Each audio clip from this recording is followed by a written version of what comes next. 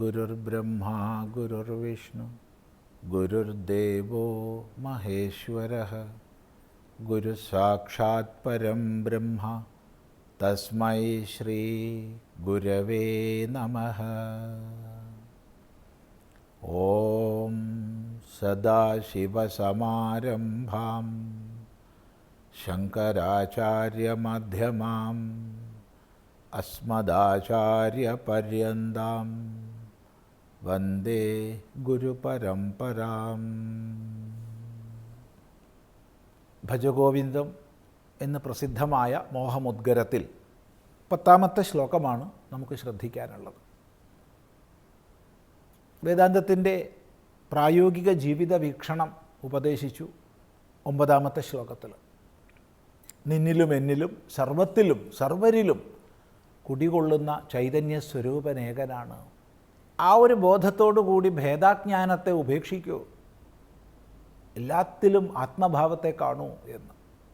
അതിൽ പരം സാമൂഹികമായി ഒന്ന് പറഞ്ഞു തരാനില്ല. നാനാത്വത്തിൽ ഏകത്വം എന്നുള്ളതും സർവസ്നേഹവും എല്ലാം ആ ഒരു ശ്ലോകത്തിൽ ഉപദിഷ്ടമാണ്. അപ്പം അവിടെ ഒരു സംശയം വരികയാണ്, ഇത് താത്വികമായി പറഞ്ഞതുകൊണ്ട് കാര്യമില്ലല്ലോ, എങ്ങനെ അതിലേക്ക് ഞാൻ ഉയരും? ജീവിതത്തിൽ എന്തെല്ലാം സാധനാനുഷ്ഠാനങ്ങൾ വേണം? അതാണ് പറയുന്നത്. പ്രാണായാമം പ്രത്യാഹാരം നിത്യാനിത്യവിവേകവിചാരം ജാപ്യസമേതസമാധിവിധാനം കുർവവധാനം മഹദവധാനം. പ്രാണായാമം പ്രത്യാഹാരം നിത്യാനിത്യവിവേകവിചാരം ജാപ്യസമേതസമാധിവിധാനം കുർവവധാനം മഹദവധാനം. അനേക സാധനാക്രമങ്ങളെ നമുക്ക് ഉപദേശിക്കുകയാണ്. ഇതിലെല്ലാം എല്ലാവരും ചെയ്തുകൊള്ളണമെന്നില്ല, എല്ലാം എല്ലാവർക്കും ചെയ്യാം. ഏതാണോ അവനവന് സ്വീകാര്യമായത് അത്തരം സാധനാനുഷ്ഠാനങ്ങളെ പിന്തുടരാനുള്ള അധികാരം നമുക്കെല്ലാമുണ്ട്. ആ നിലയ്ക്കാണ് അനേക യോഗമാർഗങ്ങളെ ഋഷീശ്വരന്മാർ പറഞ്ഞു തരുന്നത്. ഭക്തിയോഗവും കർമ്മയോഗവും അഷ്ടാംഗയോഗവും ജ്ഞാനയോഗവും അങ്ങനെ അനേക യോഗമാർഗങ്ങൾ ഉപദിഷ്ടമായിരിക്കുന്നത് എല്ലാ മനുഷ്യർക്കും യോജിക്കാൻ വേണ്ടിയിട്ടാണ്. ലക്ഷ്യമൊന്നാണ്, മാർഗം പലത്. ഇവിടെ ചില സാധനാക്രമങ്ങളെ പറയുന്നത് ഉപലക്ഷണാർത്ഥത്തിലാണ്. അതുപോലെ മറ്റുള്ളവയെയും നമുക്ക് സ്വീകരിക്കാം. നോക്കൂ, ആദ്യം പറയുകയാണ് പ്രാണായാമം കുരു, പ്രത്യാഹാരം കുരു, നിത്യാനിത്യ വിവേകവിചാരം കുരു, ജാപ്യസമേത സമാധിവിധാനം കുരു, അവധാനം കുരു.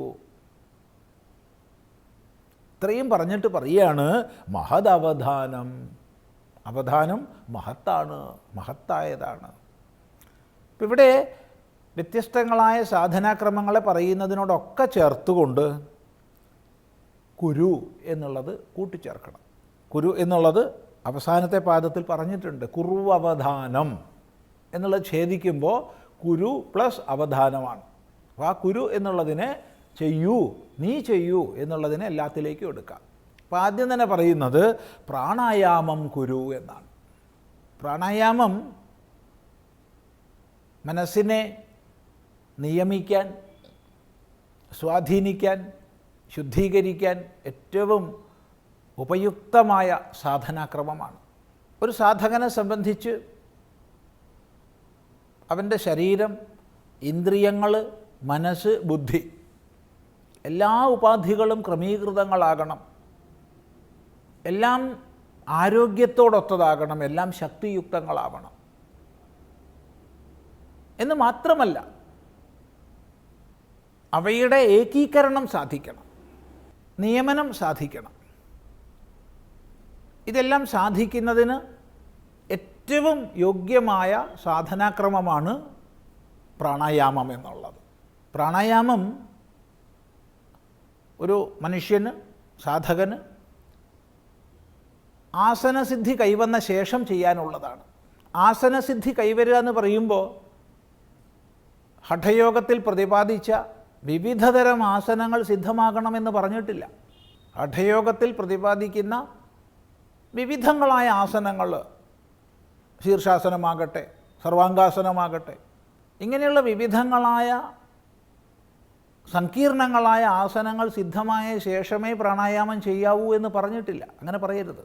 എന്നാൽ ഒരു സാധകന് അനായാസേന സുഖമായി ദീർഘനേരം ഇരിക്കാനുള്ള ശേഷി കൈവന്ന ശേഷമേ പ്രാണായാമം ചെയ്യാവൂ.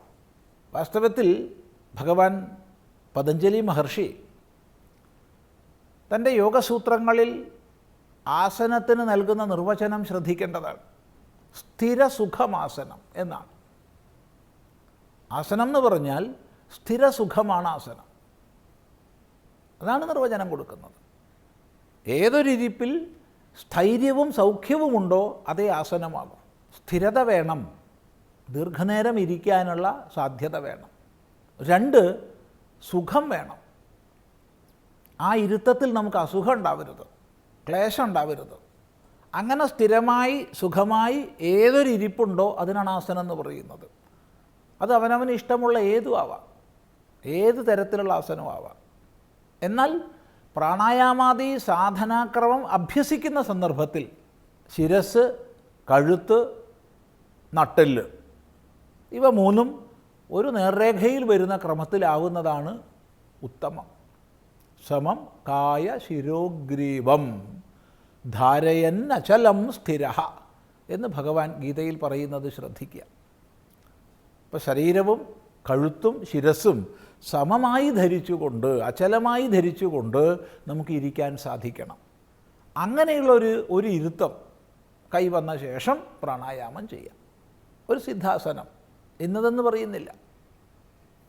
അത് പത്മാസനമോ അർദ്ധപത്മാസനമോ ഏതെങ്കിലും ഒരു സുഖാസനം, ഏതെങ്കിലും ഒരു സുഖാസനത്തിൽ ഇരുന്ന ശേഷം പ്രാണായാമം ചെയ്യാം.